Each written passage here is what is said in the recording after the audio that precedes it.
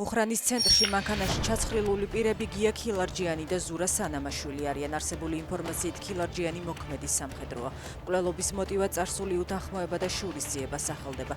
დაკავებულია თუ არა დამნაშავე უცნობია. მკვლელობა გასულ ღამეს მოხდა. მანქანას 10-მდე ნატყვიარის კვალი აღენიშნება.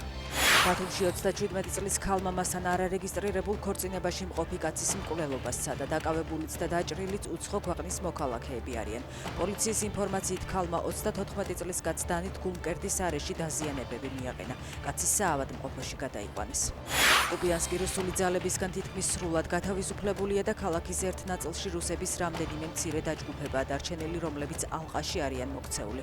ამ განცხადებას უკრაინული რადიოს ეთერში სახმელეთო ჯარების რეზერვისტთა საბჭოს თავმჯდომარე ივან ტიმოჩკი აკეთებს. მისი თქმით, უკრაინის თავდაცვის ძალები აკონტროლებენ ქალაქის შემოგარენსაც.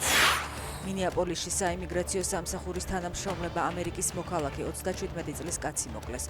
უსაფრთხოების დეპარტამენტის განცხადებით კაცი შეიარაღებული იყო და მას თავდაცვის მიზნით ესროლეს. ქალაქში მასშტაბური საპროტესტო გამოსვლებია. მომხდარი დაგმოქალაქის მერმა, რის გამოც ის ტრამპმა აჯანყების წაქეზებაში დაადანაშაულა. ტრამპის თქმით, საიმიგრაციო სამსახურს არალეგალების დაკავებაში ხელი არ უნდა შეეშალოს.